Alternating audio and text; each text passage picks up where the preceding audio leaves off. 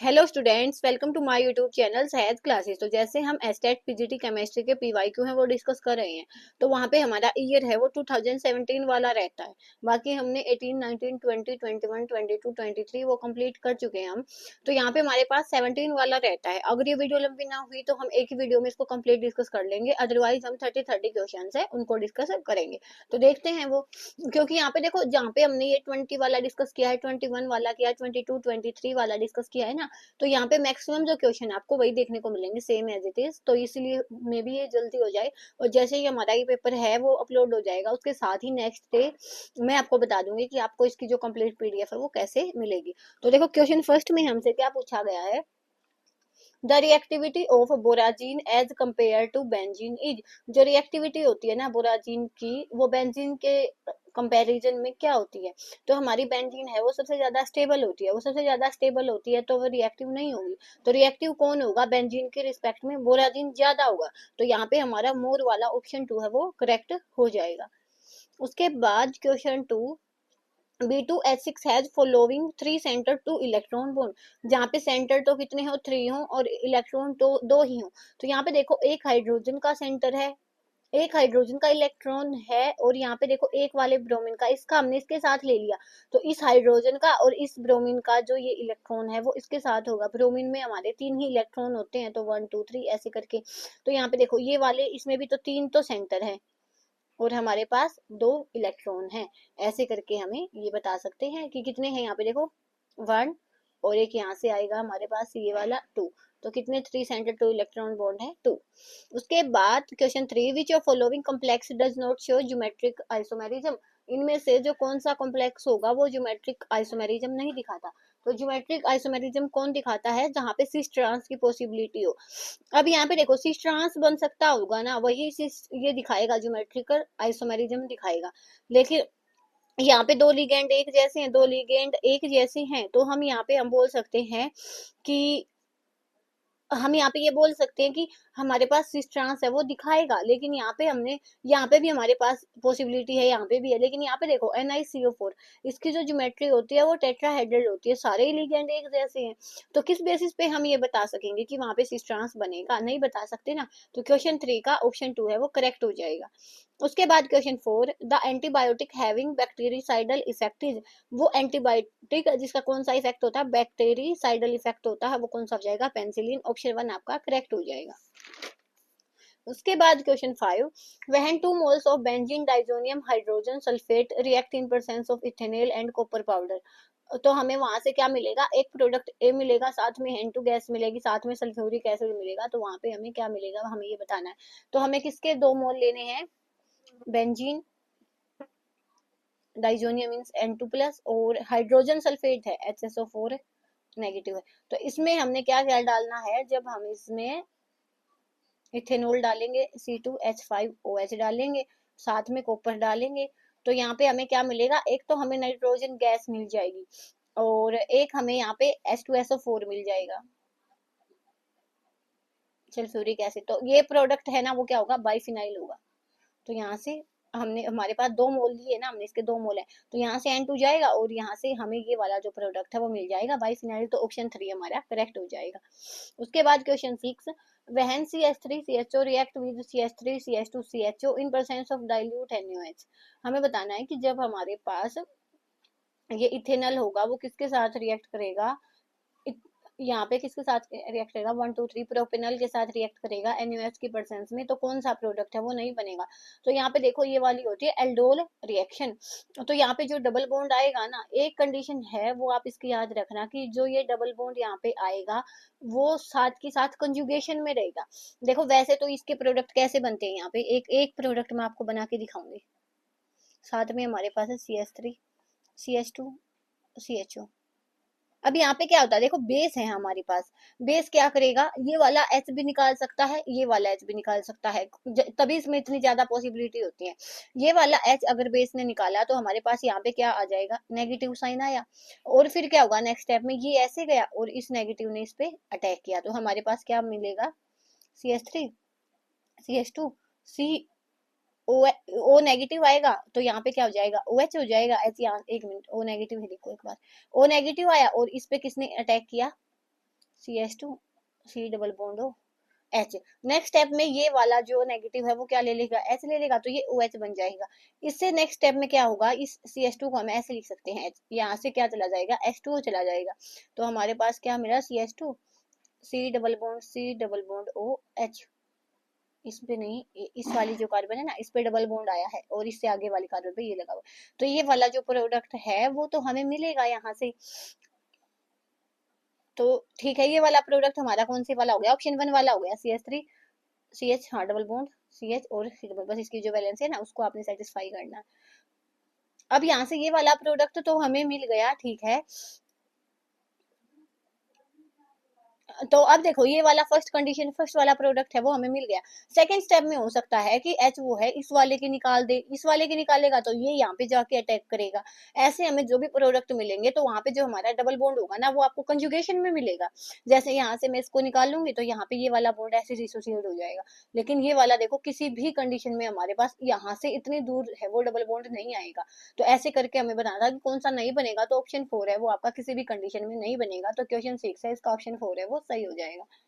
उसके बाद question 7, 70% 5% of A reaction of first order was completed in 32 minutes. ये वाला क्वेश्चन केमिकल काइनेटिक्स का और बहुत बार रिपीट हो चुका है। What is the time for completion of half of this reaction. यहाँ पे क्या दिया गया है हमें कि 75% की वैल्यू 32 मिनट्स है। हमें क्या बताना है, हाफ। तो टी 75% है वो किसके इक्वल होता है, 2 टी हाफ के इक्वल होता है। तो इसकी वैल्यू कितनी है, 32 है, is equal to 2 t half. अब टी हाफ की वैल्यू मैंने निकालनी है तो ये 32/2 हो जाएगा, 16 मिनट। तो ऑप्शन 1 हमारा करेक्ट हो जाएगा। उसके बाद question 8, with dilution the molar conductivity of solution. ये वाले क्वेश्चन भी पहले आ चुके हैं। देखो हमारे पास मोलर कंडक्टिविटी क्या होती है, कंडक्टिविटी हम क्या बोलते हैं, मूवमेंट ऑफ आयन। अब हमारे पास 100 मोल है, इतने वाले वॉल्यूम में है। अब हमने डाइल्यूशन किया तो उसका वॉल्यूम इंक्रीज होगा, मोल तो तब भी इतना ही रहेगा। लेकिन अब जो 100 वहां पे हमारे पास 100 मोलिक्यूल होंगे ना, उनको स्पेस मिल जाएगा, स्पेस मिलेगा तो वहां पे मूवमेंट ज्यादा होगी, ज्यादा होगी तो उनकी जो कंडक्टिविटी है वो भी इंक्रीज होगी। तो क्वेश्चन 8 ऑप्शन 1 आपका करेक्ट हो जाएगा। उसके बाद question 9, the principal emulsifying agent for oil in water emulsion is. तो यहाँ पे कौन सा प्रिंसिपल इमल्सिफाइंग एजेंट होता है, नेचुरल एंड सिंथेटिक सोप्स होता है। तो ऑप्शन 3 आपका करेक्ट हो जाएगा। उसके बाद question 10, the product formed by the reaction of phenol chloroform and aqueous sodium hydroxide is. तो हमें क्या बताना, फिनोल की क्लोरोफॉर्म की रिएक्शन बतानी है किसके साथ, यहाँ पे हमें सोडियम हाइड्रोक्साइड के साथ बतानी है। तो देखो हमारे पास क्या क्या है, यहाँ पे कहाँ पे लिखे हम, यहाँ पे हमारे पास फिनोल है, साथ में हमें क्या लिखना है, क्लोरोफॉर्म CH3 लिखना है, साथ में हमारे पास है NaOH है। तो यहाँ से हमें क्या मिलता है, यहाँ पे देखो यहाँ पे OH ही रहता है और यहाँ पे हमें मिल जाता है CHO, जो हमारे पास क्या होता है, सैलिसिलिक एल्डिहाइड होता है। तो ऑप्शन 4 आपका ऐसे करके करेक्ट हो जाता है। उसके बाद question 11, the T half of a reaction is doubled as the initial concentration of reactant is doubled. What is the order of reaction? अगर T half को हम डबल करेंगे तो जो इनिशियल कंसंट्रेशन है रिएक्टेंट की वो भी डबल हो जाती है। तो देखो T half किसके इक्वल होता है, T half हमारा किसके इक्वल होता है, 1 बाई कंसंट्रेशन की पावर n-1 के इक्वल होता है।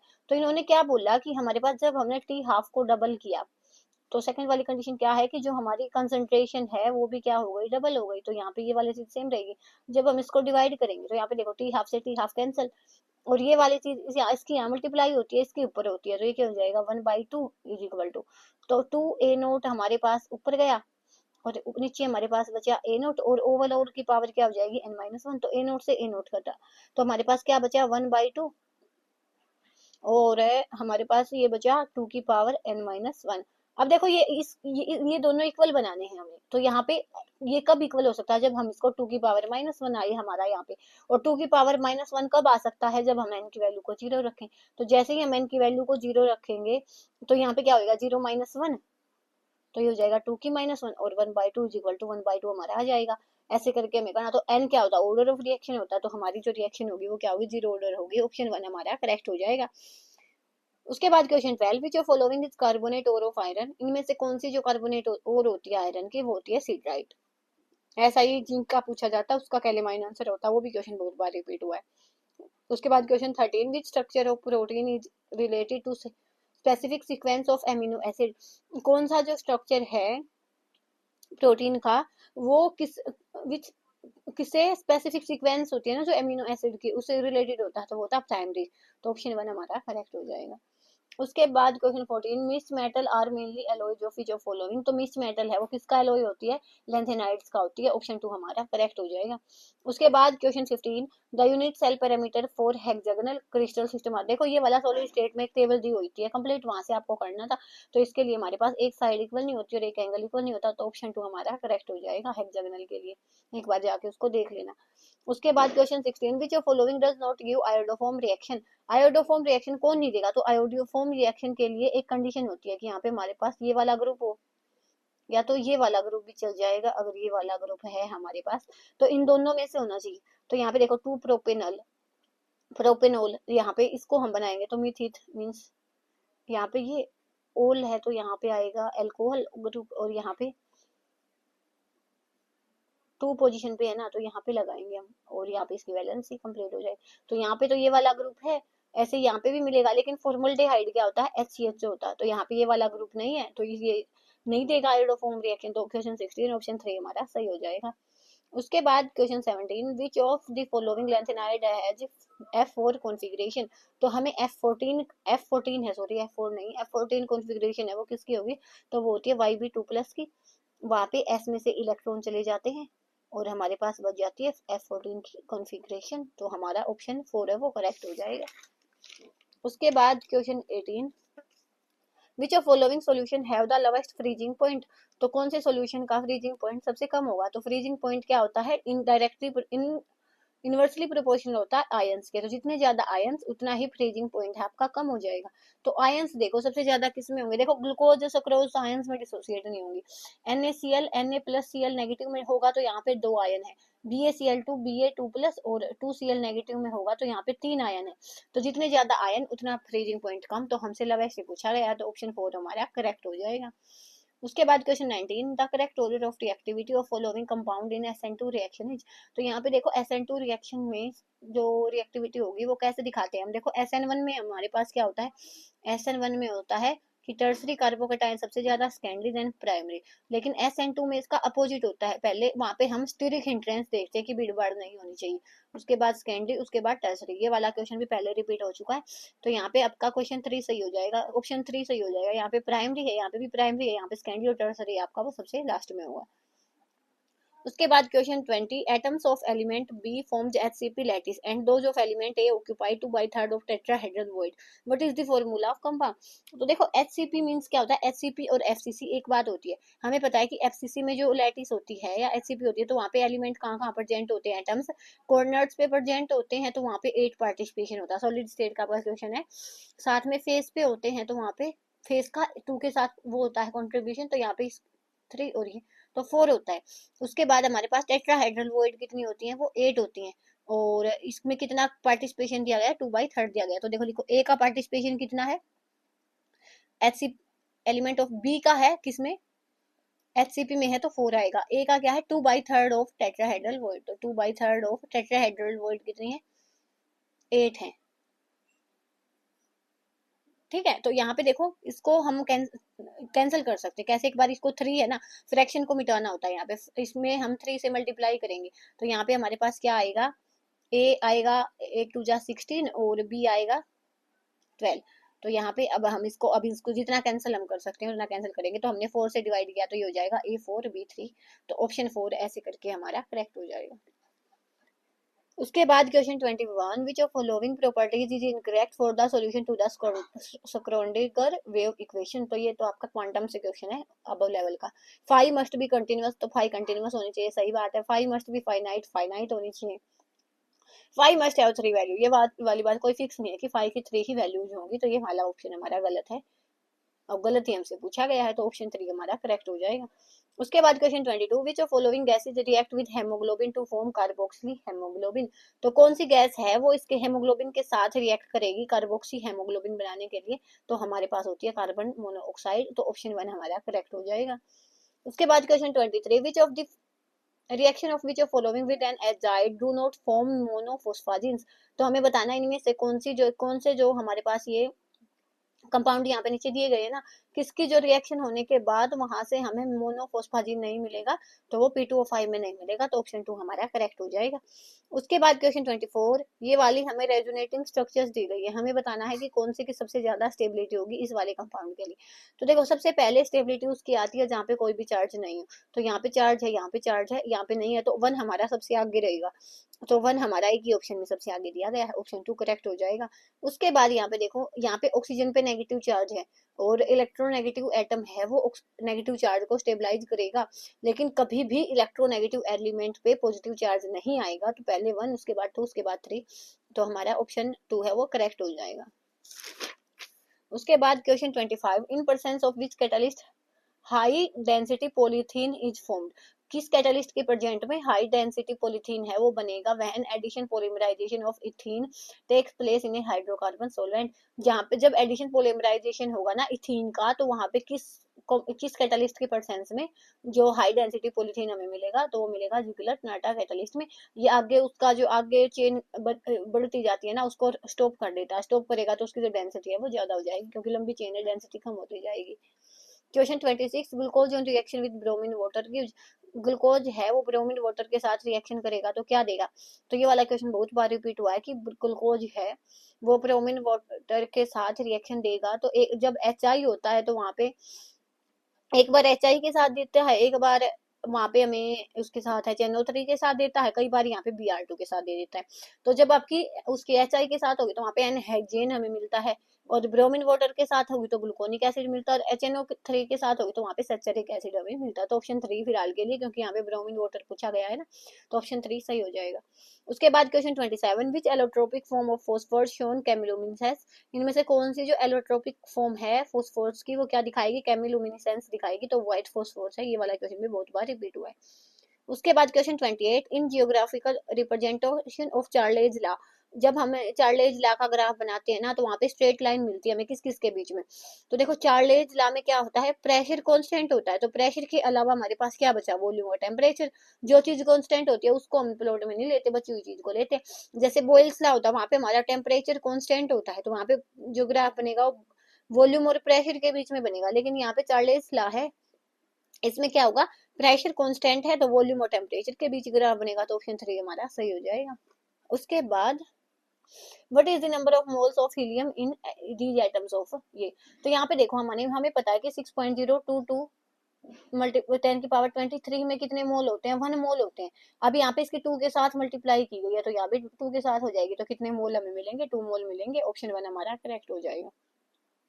उसके बाद question 30, plaster of Paris is, तो प्लास्टर ऑफ पेरिस है उसका फॉर्मूला क्या होता है, CaSO4.12H2O, और इसमें जिप्सम होता है, जिप्सम का फॉर्मूला होता है CaSO4.2H2O। यहाँ पे हमें POP का पूछा गया, तो ऑप्शन 2 हमारा करेक्ट हो जाएगा। तो क्वेश्चन 31 में हमसे क्या पूछा गया है, the correct order of first ionisation enthalpy among the following is, इनमें से जो पहली आयनाइजेशन एंथैल्पी है उसका ऑर्डर क्या रहेगा।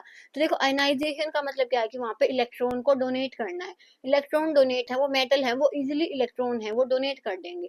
तो वहां पे नॉन मेटल की कंपैरिजन में जो मेटल्स की आयनाइजेशन एंथैल्पी होती है वो कम होती है। तो यहाँ पे देखो, यहाँ पे मेटल दी गई है, तो ये वाला तो वैसे ही कैंसिल हो गया। यहाँ पे देखो ठीक है, सिलिकॉन की सबसे ज्यादा है। उसके बाद देखो मैग्नीशियम और एल्यूमिनियम में हम कैसे बताएंगे, यहाँ पे सिलिकॉन है, यहाँ पे भी सिलिकॉन है, मैग्नीशियम एल्यूमिनियम की हमने बता दी, तो हमारे पास सारे सोल हो जाएंगे। तो मैग्नीशियम है, इसका एटॉमिक नंबर है 12, तो कैसे होता है 1s2 2s2 2p6 और 3s। तो एल्यूमिनियम है, इसका एटॉमिक नंबर 13 होता है, तो 1s2 2s2 2p6 3s2 3p1। तो यहाँ पे देखो हमारे पास यहाँ से p वाले में से सिंगल में से एक ही इलेक्ट्रॉन है, p ऑर्बिटल में वही जाएगा, तो इसकी आयनाइजेशन एंथैल्पी इतनी ज्यादा नहीं होगी। लेकिन जहाँ पे यहाँ पे s ऑर्बिटल है वो फुली फील्ड है, तो यहाँ पे अगर हम इलेक्ट्रॉन को निकालना चाहेंगे तो हमें बहुत ज्यादा अमाउंट ऑफ एनर्जी देनी पड़ेगी, तो इसकी जो आयनाइजेशन एनर्जी है वो भी ज्यादा होगी। तो अगर मैग्नीशियम और एल्यूमिनियम में हम देखेंगे तो किसकी ज्यादा होगी, हमारे पास मैग्नीशियम की ज्यादा होगी। तो देखो ये वाला ऑप्शन हमारे पास मैग्नीशियम की ज्यादा होगी, ये वाला ऑप्शन हमारे पास सही हो जाएगा। तो ऐसे करके जो हमारा ऑप्शन 3 है वो करेक्ट हो जाएगा। इसमें सिलिकॉन की लास्ट में दी गई है, तो ऐसे करके ये गलत हो गया हमारे पास, ठीक है, तो ऐसे आपने इसको करना था। उसके बाद question 32, match the geometry of following list 1 to list 2, देखो ये वाला क्वेश्चन है ना, ये मैंने अलग से अपने चैनल पे करवाया है, तो ये आप वहां से जाके देख लेना, बहुत सारे PYQ आए हैं उनमें ये आया है। लेकिन फिर भी किसी भी एक मॉलिक्यूल की वो मैं आपको निकाल के दिखा देती हूँ कैसे निकालते हैं with the help of steric number. तो स्टीरिक नंबर का फॉर्मूला क्या होता है, 1/2 number of valence electron on central atom, plus में मोनोवैलेंट एटम। अगर वहां पे पॉजिटिव चार्ज है तो उसको हम घटा देते हैं, और नेगेटिव चार्ज है तो हम उसको जोड़ देते हैं। यहाँ पे नेगेटिव चार्ज था तो जोड़ दिया, और पॉजिटिव चार्ज को हमने घटा दिया। तो जैसे एग्जांपल के लिए हम ClF3 की देखें, इसकी देखें, तो देखो 1/2। क्लोरीन में 7 वैलेंस इलेक्ट्रॉन होते हैं, फ्लोरीन मोनोवैलेंट एटम होता है तो 5 में इसकी जो शेप है ना, इसकी जो ज्योमेट्री है वो क्या होनी चाहिए थी, TBP होनी चाहिए थी, TBP ट्राइगोनल बाई पिरामिडल होनी चाहिए थी। इसकी जो ज्योमेट्री है वो, लेकिन यहाँ पे क्या होता है, यहाँ पे इसमें 2 लोन पेयर बचेंगे, वो ऐसे हो जाएंगे, ठीक है। तो अब इसको हम ऐसे देखेंगे ना, इनको ना देखें, क्योंकि शेप में कभी भी लोन पेयर काउंट नहीं होते। तो ये कैसी हमें दिखी, T शेप की हमें दिखी, तो बी का क्या आएगा, 3 आएगा। बी का 3 ऑप्शन 1 में, ऑप्शन 2 में है, ऑप्शन 4 में, ऐसे करके आप सारी देखना। ये वाला मैंने अलग से भी टॉपिक वाइज PGT केमिस्ट्री वहाँ पे डिस्कस किया है, तो आप वहाँ पे जाके देख सकते हो। तो यहाँ पे हमारा ऑप्शन 4 है वो करेक्ट हो जाएगा। यहाँ पे मैंने जगह छोड़ी हुई ना, तो फिर मैं दिखाई देती हूँ आपको। यहाँ पे लिख लेते हैं हम एक बार, NH3 है, SO2 है, और SF4 है। मुझे नहीं पता था, मैंने यहाँ पे जगह छोड़ी है। ClF3 का हमारे पास हो ही गया। तो यहाँ पे देखो NH3। स्टीरिक नंबर कैसे निकालते हैं, 1/2। नाइट्रोजन है 7 एटॉमिक नंबर है, तो वैलेंस इलेक्ट्रॉन कितने हुए, 5। हाइड्रोजन मोनोवैलेंट एटम है तो 3। तो यहाँ पे 8/2 क्या आया, 4 आया इसका स्टीरिक नंबर। तो इसकी जो हाइब्रिडाइजेशन है वो क्या हो जाएगी, sp3। तो इसकी जो ज्योमेट्री है वो टेट्राहेड्रल होनी चाहिए थी, लेकिन यहाँ पे एक एटम नहीं है टेट्राहेड्रल होने के, यहाँ पे इसके पास 4 एलिमेंट एटम होने चाहिए थे। तो यहाँ पे एक लोन पेयर होता है। तो अब हमारे पास देखो ये क्या बना, हमारे पास सिंपल ये क्या बना है, यहाँ से देखो ट्राइगोनल बाई पिरामिडल बन गया। यहाँ पे ये ट्राइगोनल के जैसे हो गया, ये क्या हो गया, ट्राइगोनल बाई पिरामिडल।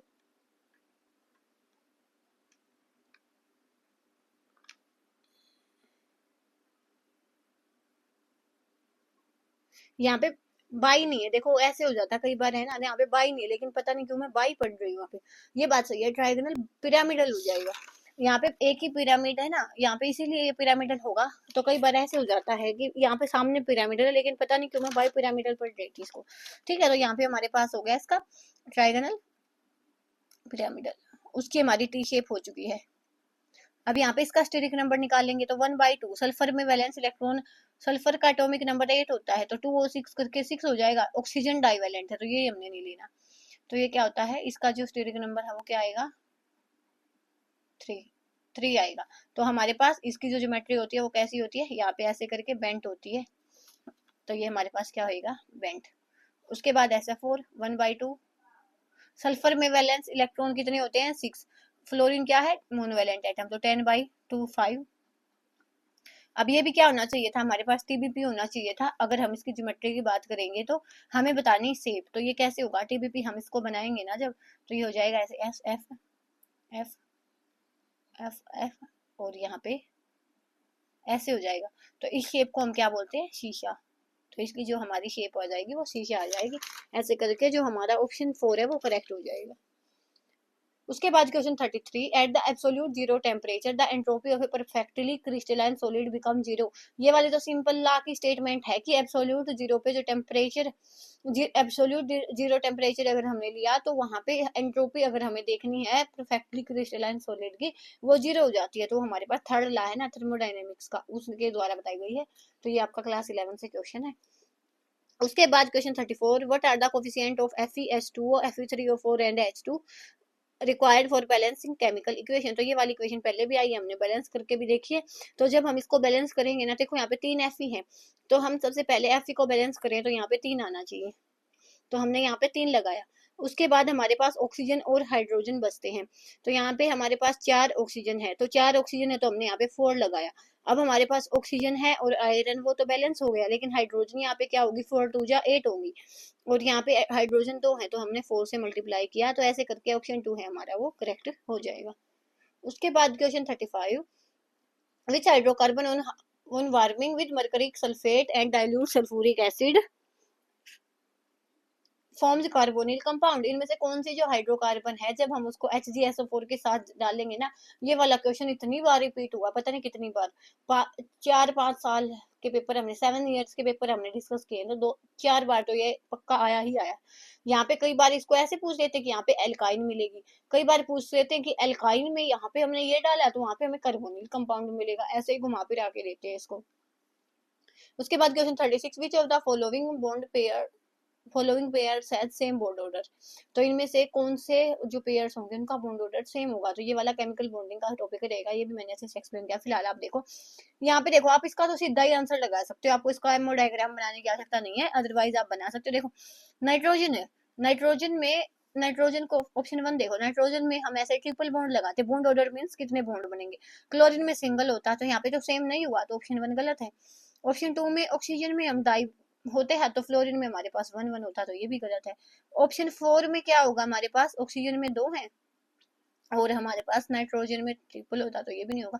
ऐसे करके हमारा ऑप्शन 3 है वो करेक्ट हो जाएगा। बाकी ये वाला जो टॉपिक है ना, मैंने चैनल पे समझाया हुआ है, और साथ में इसका जो कम्युनिटी सेक्शन है उसमें भी लिंक डाला हुआ है, तो वहां से आप इसको देख सकते हो। उसके बाद यहाँ पे नाइट्रोजन के देखेंगे, ऑक्सीजन के देखेंगे, दोनों के ऑर्बिटल बनाएंगे, बॉन्डिंग एंटी बॉन्डिंग बना के वहां से हम निकाल के देखेंगे, तो दोनों का जो बॉन्ड ऑर्डर है वो सेम आएगा। ऐसे करके आपने इसको करना था। उसके बाद question 37, which of following is not used as moderator in nuclear thermal reactor, कौन सा इनमें से न्यूक्लियर थर्मल रिएक्टर में मॉडरेटर के जैसे यूज नहीं होगा, तो बी और ऐसी नहीं होगा, ऑप्शन 4 हमारा सही हो जाएगा। उसके बाद question 38, name the alkene which on ozonolysis give acetone, ये वाला क्वेश्चन, ओजोलाइसिस तो टीजीटी साइंस और पीजीटी में दोनों में रिपीट होता है, कौन सा नहीं क्या देगा, एसीटोन देगा। तो अगर मैं ऑप्शन के 1 बाय 1 चलूं, तो ऑप्शन 1 हमने देखा ब्यूट 2 इन, ब्यूट मींस 4 कार्बन, 1 2 3 4, 1 2 3 4, 2 पे है इन, तो यहाँ पे हमने इसको लिखा है CH3, CH3। तो इसका जब ओजोनोलाइसिस हुआ तो यहाँ से हमारे पास क्या मिला, हमें एच, और सेकंड वाला भी ऐसे ही मिलेगा, तो यहाँ पे तो हमें एसीटोन नहीं मिला, तो ऑप्शन 1 हमारा गलत हो जाएगा। ऑप्शन 2 देखो, ब्यूट 1 इन, ऐसे करके हमने इसको यहाँ पे लिखा, यहाँ पे इन आएगा 1 पोजीशन पे, तो यहाँ से इसको हमने काटा, तो ओजोनोलाइसिस किया इसका, तो यहाँ पे क्या आया, ये CH2 C double bond OH, और यहाँ पे हमारे पास आया COH और CH3, तो ये भी नहीं होगा, हमें चाहिए एसीटोन। अब थर्ड वाला देखो, डाई 2,3 डाई मिथाइल ब्यूट 2 इन, तो 1 2 3 4, 2 पे है इन और 2 और पे क्या है, इन पे है 2 3 पे है मिथाइल। अब यहाँ से देखो, यहाँ से ये कटेगा, ओजोनोलाइसिस में डबल बॉन्ड लगता है CH3, C double bond O लगा और इसी C के साथ लगा CH3, ऐसा ही सेकंड प्रोडक्ट हमारे पास बनेगा, यही हमारा एसीटोन होता है, तो ऑप्शन 3 हमारा ऐसे करके करेक्ट हो जाएगा। उसके बाद question 39, the pKa of acetic acid and pKb of ammonium hydroxide are 4.76 and 4.75, pH हमें बताना है अमोनियम एसिटेट का, तो जो इसका पीएच का फॉर्मूला होता है वो क्या होता है, 7+1/2 pKa माइनस में pKb, तो यहाँ पे 7+1/2, pKa की वैल्यू 4.76, इसकी 4.75, तो हो जाएगा 7+1/2 और 0.01, तो ऐसे करके ये क्या हो जाएगा हमारे पास 7 + 0.005, तो हमारा ऑप्शन 3 है वो करेक्ट हो जाएगा। उसके बाद question 40, the correct order of energy of 2s orbital of following is, तो देखो ये वाला जो क्वेश्चन है वो आपका क्लास 11th की जो स्ट्रक्चर एटॉमिक स्ट्रक्चर वाली यूनिट है ना उससे आया है। तो यहाँ पे हमसे क्या पूछा गया है, एनर्जी बतानी 2s ऑर्बिटल की, तो एनर्जी का फॉर्मूला वहाँ पे क्या होता है, एनर्जी इक्वल टू माइनस के 13.6 Z² Z यहाँ पे होता है एटॉमिक नंबर। अगर यहाँ पे नेगेटिव साइन हम नेग्लेक्ट करें तो यहाँ पे क्या होगा कि जितना ज्यादा एटॉमिक नंबर उतनी ही ज्यादा एनर्जी होगी, लेकिन यहाँ पे क्या है उतनी ही ज्यादा इसकी एनर्जी होगी, लेकिन अगर हम यहाँ पे माइनस देखेंगे ना तो उल्टा हो जाएगा कि जितना ज्यादा यहाँ पे एटॉमिक नंबर होगा उतनी ही एनर्जी उसकी कम होगी, क्योंकि यहाँ पे नेगेटिव साइन है, इसको हमने ध्यान में रखना है। तो जितना छोटा एटॉमिक नंबर होगा उतनी एनर्जी ज्यादा होगी, तो हाइड्रोजन का सबसे पहले आएगा, उसके बाद लिथियम, उसके बाद सोडियम, उसके बाद पोटासियम, ऑप्शन 3 हमारा करेक्ट हो जाएगा ऐसे करके। उसके बाद ये वाला क्वेश्चन भी बहुत बार रिपीट होता है, अगर हमारे पास जेड एलिमेंट है उसका 119 है, वो पीरियोडिक टेबल में हम उसको प्लेस करेंगे तो क्या होगा, मींस वो कहाँ से बिलोंग करेगा, तो देखो ग्रुप 18 होता है हमारे पास, 118 एलिमेंट है वो इसमें होता है, और जब हमने 119 एलिमेंट ऐड किया तो वो किस में जाएगा, ग्रुप 1 में जाएगा, और ग्रुप 2 में जाएगा 120। तो यहाँ पे देखो अगर हमारे पास 19 पूछा गया ना, तो ग्रुप 1 को हम क्या बोलते हैं, एल्कली मेटल बोलते हैं, तो ऑप्शन 4 हमारा करेक्ट हो जाएगा। उसके बाद क्वेश्चन 42, यहाँ पे हमें दी गई है इथीन और HBr डालना, तो हमें बताना कौन सी रिएक्शन होगी। तो यहाँ पे देखो इलेक्ट्रोफाइल, यहाँ पे हमने इसको ऐड किया, यहाँ पे नया नेगेटिव पॉजिटिव, और यहाँ से जो भी हमारे पास H+ है वो यहाँ पे आएगा, तो ये हमारे पास क्या होती है, इलेक्ट्रोफिलिक एडिशन रिएक्शन होती है। तो ऑप्शन 2 हमारा करेक्ट हो जाएगा। सारे क्वेश्चन हम पहले डिस्कस करके आ चुके हैं, सब आ चुके हैं पहले। Delta G for spontaneous reaction at a constant temperature and pressure is, तो यहाँ पे देखो डेल्टा जी स्पॉन्टेनियस रिएक्शन के लिए क्या होता है, लेस देन 0 होता है, नेगेटिव होता है। तो ये क्वेश्चन आपका केमिकल थर्मोडायनेमिक्स से रहेगा। उसके बाद question 44, equilibrium constant for the reaction, ये वाला क्वेश्चन भी बहुत बार बता चुकी हूँ मैं, और ये वाला क्वेश्चन मैंने चैनल पे भी अलग से करवाया। बस आपने क्या ध्यान देना है, यहाँ पे जो सेम रिएक्शन होंगी, यहाँ पे अगर हमने हमारे पास पहले वाली जो रिएक्शन है उसका इक्विलिब्रियम कांस्टेंट Kc है, तो सेकंड वाली का अगर हमने बताना है तो वो क्या होगा, पहले वाली की पावर n करेंगे। n क्या होगा, जिस भी कोफिशिएंट से हमने वहां पे मल्टीप्लाई किया है। तो यहाँ से यहाँ तक आने के लिए हमें किससे मल्टीप्लाई किया है, 1/2 से। तो यहाँ पे Kc डैश नए वाला Kc क्या हो जाएगा, Kc की पावर 1/2, क्योंकि 1/2 से मल्टीप्लाई किया है।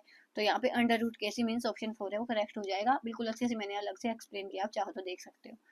The major contributor to global warming is, जो ग्लोबल वार्मिंग होती है उसका मेजर कॉन्ट्रीब्यूटर क्या होता है, CH4 मीथेन होता है। उसके बाद question 46, when an aryl halide is treated with very strong basic amide, ये भी बहुत बार पूछा गया। देखो एक एराइल हैलाइड है हमारे पास, वहां पे अगर हमने उसको बेस में हीट किया है, NH3 है हमारे पास, लिक्विड अमोनिया है, तो वो बेस क्या करेगा, यहाँ से जो हमारा H है उसको निकाल देगा। जैसे ही वो H+ निकालेगा तो यहाँ आया नेगेटिव, और यहाँ से जैसे ही Cl जाएगा तो यहाँ पे आया पॉजिटिव। तो यहाँ पे नेगेटिव पॉजिटिव है, वो ऐसे बॉन्ड बनाएंगे, तो इसको हम क्या बोलते हैं, बेंजाइन। और उसके बाद यहाँ पे हमें प्रोडक्ट क्या मिलता है, एनिलीन मिलता है, जब हम यहाँ पे वापस से NH3 डालते हैं। लेकिन हमें पूछा गया इंटरमीडिएट, तो इंटरमीडिएट हमें क्या मिला, बेंजाइन। ऑप्शन 1 हमारा करेक्ट हो जाएगा। उसके बाद question 47, the फ्लोकुलेटिंग power of which of following is highest for coagulation of, तो यहाँ पे देखो अगर हमारे पास यहाँ पे पॉजिटिव चार्ज है तो हम नेगेटिव देखेंगे। अब Al है, एल्यूमिनियम है, तो एल्यूमिनियम 3+ है, इसमें ये पॉजिटिव के जैसे बिहेव करेगा। तो जितना ज्यादा नेगेटिव चार्ज हमारे पास होगा उतनी ही ज्यादा वहां पे क्या होगी, फ्लोकुलेटिंग पावर होगी। तो यहाँ पे देखो प्लस है, इसका तो कोई मीनिंग ही नहीं है ना। यहाँ पे 2 नेगेटिव, यहाँ पे 4 नेगेटिव, तो 4 नेगेटिव ज्यादा है, तो यहाँ पे फ्लोकुलेटिंग पावर भी ज्यादा होगी। तो क्वेश्चन 47 ऑप्शन 3 आपका सही हो जाएगा। उसके बाद question 48, in the metallurgy of aluminium what is the mixed with purified Al2O3 to lower the melting point of mixture, तो ये वाला क्वेश्चन भी रिपीट होता है कि इस वाले पेपर में तो पहले वाले सारे क्वेश्चन आ चुके हैं। एल्यूमिनियम के मेटलर्जी में क्या Al2O3 के साथ क्या मिक्स किया जाता है कि उसका मेल्टिंग पॉइंट है वो कम हो जाता है, तो वो किया जाता है क्रायोलाइट Na3F6, इसका फॉर्मूला भी पूछ लेते हैं कई बार। उसके बाद strength of 10 volume solution of hydrogen peroxide is, हमें बतानी है 10 वॉल्यूम की स्ट्रेंथ है। तो देखो हाइड्रोजन पेरोक्साइड हमारे पास है, इसका जो हमारे पास मास होता है वो कितना हो जाएगा,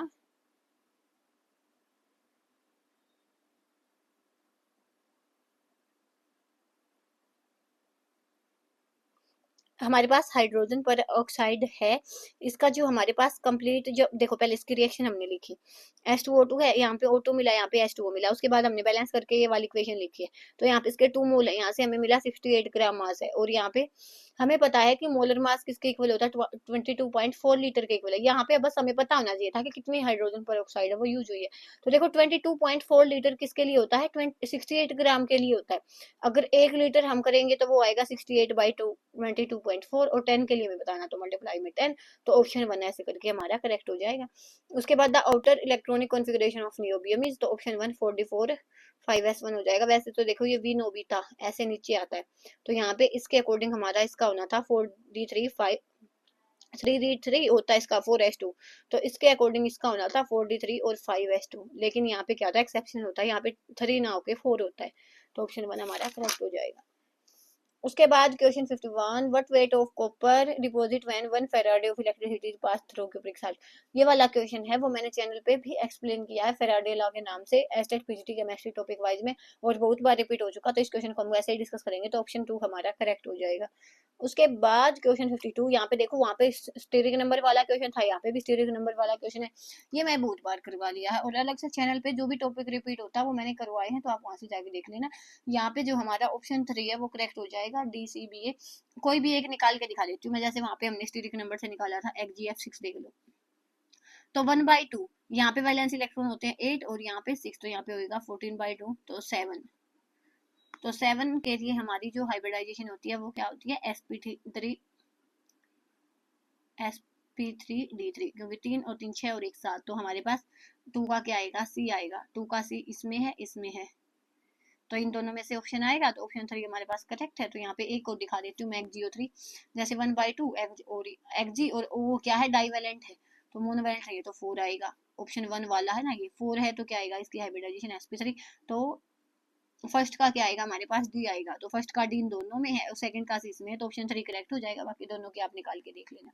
विच of following is more stable heat stable side group in silicone rubber. तो सिलिकॉन रबर में सबसे ज्यादा हीट स्टेबल कौन सा होता है साइड ग्रुप, फिनाइल ग्रुप होता है, तो ऑप्शन 1 आपका करेक्ट हो जाएगा। उसके बाद the molar mass of an ideal gas can be calculated from the expression, तो जो हमारा ऑप्शन 4 है वो करेक्ट हो जाएगा। इस वाले जैसे हमारे पास क्या होता है PV is equal to RT होता है हमारे पास, हाँ PV is equal to RT होता है, और हमें क्या बताना है मोलर मास बताना है। मोलर मास हमारे पास डेंसिटी हमारे पास क्या होती है, डेंसिटी की फॉर्म में बताएं तो मास बाई वॉल्यूम होती है।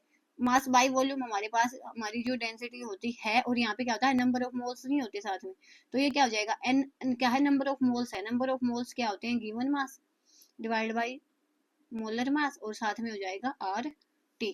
ठीक है RT हो गया। उसके बाद देखो यहाँ पे हम इसको इधर लेके गए और मोलर मास को उधर लेके गए, तो मोलर मास हमने M से दिखाया, तो यहाँ पे हमारे पास गिवन मास है, यहाँ पे PV आया और ऊपर क्या है हमारे पास RT है। तो गिवन मास बाई वॉल्यूम हमारे पास क्या हो जाएगा, हमारे पास डेंसिटी हो जाएगी मास बाई वॉल्यूम, तो ये M क्या हो जाएगा हमारे पास D/T/P, तो ऑप्शन 4 ऐसे करके हमारा करेक्ट हो जाएगा। उसके बाद question 55, which of following is liberated at cathode when aqueous solution of sodium acetate is electrolysed. तो अगर हमने सोडियम एसीटेट का सॉल्यूशन लिया है और वहां पे क्या किया है हमने कैथोड पे बताना है, तो कौन सी गैस लिबरेट होगी वहां पे हाइड्रोजन गैस, ऑप्शन 3 हमारा करेक्ट हो जाएगा। उसके बाद question 56, what will be the inner shell from the following half shell reaction. तो यहाँ पे आपका एक ही काम होता है, ये इनर शेल का फॉर्मूला होता है ई कैथोड माइनस में ई एनोड, रिडक्शन पोटेंशियल यहाँ पे लेना होता है। बस आपने ये डिसाइड करना कैथोड कौन सा एनोड कौन सा। कैथोड पे क्या होता है रिडक्शन होता है, जिसकी भी रिडक्शन पोटेंशियल ज्यादा होगा उसका रिडक्शन होगा। तो यहाँ पे देखो दोनों में से रिडक्शन पोटेंशियल Fe का ज्यादा है, तो इसका क्या होगा रिडक्शन होगा। रिडक्शन मीन्स ये क्या यहाँ पे होगा कैथोड पे होगा। यहाँ पे क्या है ई कैथोड मीन्स कैथोड पे क्या है 0.77 माइनस में ई एनोड, तो माइनस में माइनस ऑफ 0.76, तो माइनस माइनस प्लस हो गया, तो 1.53 वोल्ट है, ऑप्शन 2 हमारा करेक्ट हो जाएगा। उसके बाद question 57, example of water soluble vitamin. Water soluble क्या होते हैं विटामिन सी होता है। उसके बाद the compound known as inorganic benzene, हम किसको बोलते हैं B3N3H6 को हम इनऑर्गेनिक बेंजीन बोलते हैं। उसके बाद mixture use for respiration by the sea diving. Sea diving होती है ना, तो वहाँ पे किसका मिक्सचर होता है हीलियम और ऑक्सीजन का। उसके बाद क्वेश्चन 60, आज की वीडियो का last question, the monomer of neoprene rubber is. तो नियोप्रीन रबर का जो मोनोमर होता है वो क्या होता है क्लोरोप्रीन। तो ऐसे करके हमारा 2017 वाला पेपर है वो भी कंप्लीट होता है। इसी के साथ इसकी PDF है मैं आप लोगों को प्रोवाइड करवा दूंगी। तब तक के लिए धन्यवाद। Thanks for watching my video.